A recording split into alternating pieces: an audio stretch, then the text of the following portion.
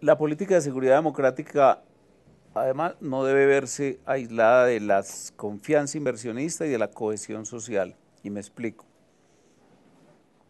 Colombia había definido su situación de violencia como guerra civil o conflicto interno armado.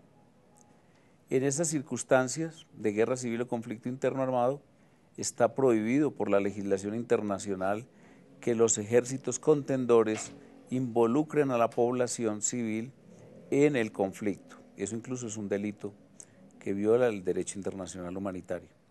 La política de seguridad democrática partía de la definición del problema de la violencia en Colombia como una amenaza terrorista de una banda grande, importante, como las FARC, otra grande, importante como la UC y otra grande, importante como el ELN. En esas circunstancias era decisiva la cooperación ciudadana. El presidente Uribe hizo un rompimiento. A partir del 2002 hubo cooperación ciudadana masiva, más de 3 millones de ciudadanos colombianos se inscribieron como cooperantes de la policía. La policía, que de acuerdo a la anterior definición no podía recuperar sus cuarteles, volver a que se construyeran, estar presentes en los pueblos, dizque porque era un elemento ajeno, diéramos, al pueblo y por lo tanto involucraba a la población en el conflicto, regresó y las cosas comenzaron a cambiar. El principal instrumento de la cooperación ciudadana fueron las comunicaciones, no las armas. Del 2002 al 2010 se resume en estas dos circunstancias. En el 2002, la revista Foreign Policy calificó a Colombia como uno de los 12 estados fallidos, dos de América Latina, Haití y Colombia.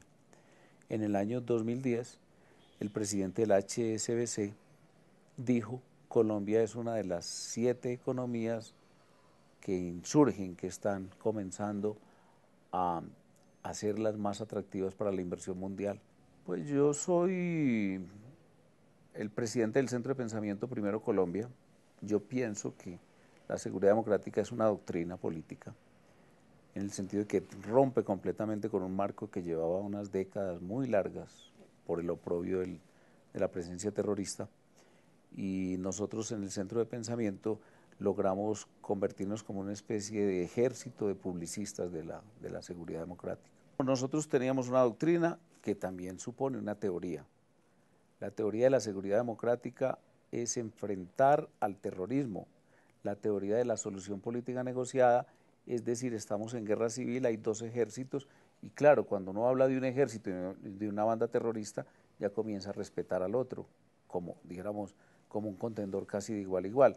De hecho, uno de los más lúcidos dirigentes de las FARC había dicho: nosotros somos un estado embrionario, nosotros somos un estado en formación. Entonces, un estado en formación hay que respetarlo y hay que interrelacionarse. Tanto es así que las FARC, por ejemplo, en el 2002, cuando nosotros llegamos al gobierno, tenía embajadas. Yo recuerdo, entre otras, México, Chile, Suecia, Francia, que inmediatamente comenzaron a ser perseguidas como organizaciones terroristas en el exterior. Al abandonar el presidente Santos nuestra doctrina o nuestra teoría, inmediatamente en la práctica comenzaron a producirse hechos gravísimos. Por ejemplo, un nuevo ascenso político de las FARC. Ya las FARC está exigiendo ser interlocutor político. Con Uribe no tenían la menor posibilidad. Por ejemplo, la FARC, el presidente Uribe la dejó en unos 8, no más de 10.000 miembros activos. Hoy parece que prácticamente han multiplicado. Han enguerrillerado, como dicen los militares, mucha gente de la base política o milicianos. Están creando partido político. Se tomaron la Plaza de Bolívar legalmente, sin que el Estado para nada interviniera, como si fuese prácticamente una reunión de amigos de la democracia y no de prosélitos de una banda terrorista, lo que supone que yo pueda decir, como se lo dije al presidente Uribe, que vamos a tener en el año 2014 unas elecciones presidenciales muy similares a las que él sufrió cuando él se presentó por primera vez a la presidencia. Se intentó con casi éxito unos 3 atentados contra Uribe como candidato y contra los demás. En el 2010 la campaña fue total y absolutamente pacífica. Nosotros en el 2014, el candidato nuestro, que seguramente regresará al poder y llevará las ideas de Uribe al poder, vamos a tener que formar un ejército de protección de 100, 200 personas, unidades, de lo contrario nos matan al candidato. De hecho, el atentado contra nuestro hombre más emblemático después de Uribe, Fernando Londoño, es simplemente un anticipo de lo que vamos a vivir a partir de hoy. Y es que consideraba banda terrorista no solamente las FARC, sino al paramilitarismo. Y lo trataba como igual. De hecho, la posibilidad de abrir una negociación para su desmovilización por parte de los militares estaba considerada también para las FARC o el ELN. Muchos miembros de la clase política habían hecho acuerdos y pactos con el paramilitarismo y muchos lo habían hecho con la FARC, cosa que Uribe demostró que se podía. Es decir, él se mantuvo siempre tan alejados del paramilitarismo como de la guerrilla. Ni se dejó atraer por las mieles del paramilitarismo que financiaba campañas, etcétera, ni se amedrentó con las FARC, ambas presentes en nuestro departamento con mucha fuerza. Eso en primer lugar. En segundo lugar, el presidente Uribe yo creo que tuvo unos errores muy graves, como por ejemplo el descuido en la nominación de la terna de fiscales. Entonces ese error generó que se comenzaran a dar unas persecuciones que además ahora vengo a entender yo debían estar muy aupadas, muy animadas por el actual presidente. El actual presidente quería destruir completamente al uribismo en la posibilidad de que Uribe hubiese podido repetir mandato, si hubiese habido reelección. Entonces, por ejemplo, en el caso específico de lo que llaman las chuzadas, yo digo, pero ¿cómo es posible que yo haya llegado a estar en el ojo de un huracán de ese tamaño, un tipo que ni siquiera es capaz de oír la conversación de uno de sus hijos? Una persona como yo que frenteó todos los medios de comunicación, que fue a los debates más insólitos en donde 4 o 5 intelectuales o jefes políticos o periodistas de la mayor calidad intelectual y formación los tenía que enfrentar yo solo sin que nunca me hubiese exaltado, nunca me hubiese indignado, nunca hubiese respondido a los insultos en público, etcétera, etcétera.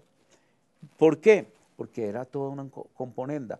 La revista Semana, el fiscal general y un miembro actual del staff. Yo me pregunté en Twitter, hoy soy uno de los políticos más seguidos en Twitter, en buena parte por ese motivo. ¿Cómo es que sobreviví teniendo al jefe de la policía, al jefe del DAS, a todos los medios de comunicación de la izquierda, a las FARC encima? Yo creo que sobreviví por la entereza de espíritu, por la decisión de soportar cualquier ataque y cualquier agresión con un espíritu estoico, lo que yo llamo la ataraxia, una decisión de no importarme en lo personal los ataques personales. Por ejemplo, en el caso mío de ser pariente de un narcotraficante, asunto que a mí, ¿qué me puede traer, poner o quitar? Y que yo tengo que enfrentar permanentemente, sobre todo desde la FARC y desde el chavismo. Siempre que tengo un debate con los chavistas, usted tiene un parentesco con tales tantos. Yo me quedo absolutamente impávido, tranquilo, porque me importa un comino. Ni me quita ni me pone, ni recibí un peso de ellos, ni los traté, ni los tuve como personas cercanas. Asunto entonces que es permanentemente utilizado por esos sectores de oposición radical, en mi opinión terrorista, que han considerado que uno de los objetivos más cercanos a Uribe soy yo, igual que Fernando Londoño, y que siempre hay una referencia a que somos o debiéramos ser o metidos a la cárcel o incriminados o incluso muertos, hasta el punto de que ayer, por ejemplo, la revista Semana, refiriéndose al atentado al exministro de Defensa, Fernando Londoño, se preguntaban que por qué habían escogido a él y no a mí, que soy el propagandista.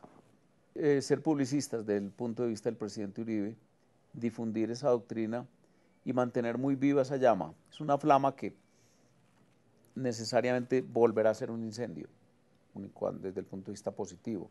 Es decir, una gran corriente de opinión exaltada por unas ideas y por una necesidad, que es la necesidad de la seguridad, se está perdiendo totalmente. Vengo de una zona en este momento del país que prácticamente estuvo controlada por las FARC hasta el año 2002 y que hoy vuelvo y la encuentro totalmente sometida otra vez a la presencia del terrorismo casi como poder, como gobierno en la zona.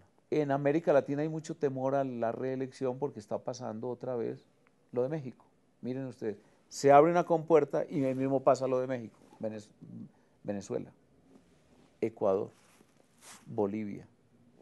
Entonces, es un temor fundado.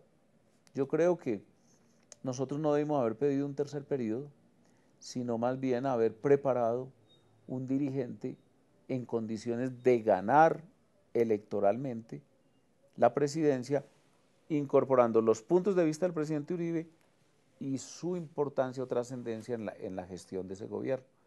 Por ejemplo, hubiéramos elegido un personaje sin menos ambiciones. Eso fue un error estratégico que nos costó pues haber perdido completamente el poder a pesar de haber puesto el poder. Nosotros ganamos la presidencia con 9 millones de votos y somos hoy la oposición perseguida casi como fieras o a fieras y además sin ninguna posibilidad de lograr recuperar ese poder a través del partido que fundamos.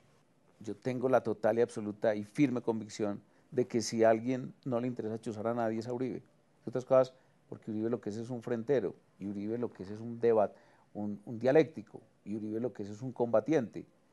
Y Uribe hizo lo que nunca un presidente de Colombia habría hecho, enfrentar, por ejemplo, a un periodista como Daniel Coronel, sus calumnias y sus insidias y sus infundios.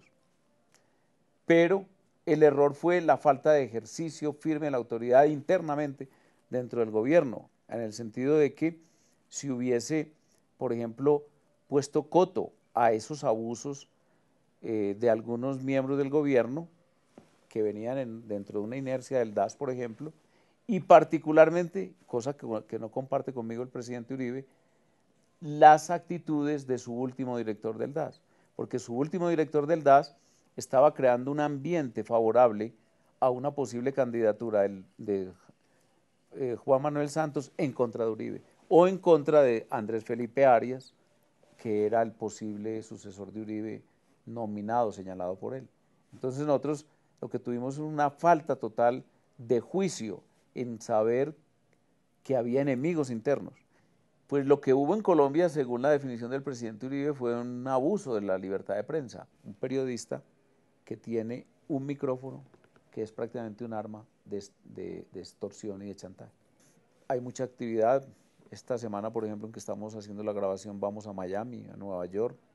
Tenemos actividades este año no en Venezuela, porque no podemos entrar, pero sí en la frontera para Venezuela, en Ecuador, en El Salvador, en Nicaragua, en donde creemos que los núcleos de luchadores de la democracia necesitan mucho apoyo. El presidente Uribe se los estado dando. Aparece un documento de unas 20, 25 páginas, sesudo por lo demás, contratado por el gobierno con la fundación. O la fundación aparente, no, más bien yo creo que era del gobierno insinúan la formulación de esa política, y es la política de la solución negociada, que es la misma de Pastrana. Consecuencia, él simplemente aprovechó cabalgar en la opinión, en la imagen del presidente Uribe para llegar a la presidencia, pero guardándose completamente sus puntos de vista, que inmediatamente son abandonados.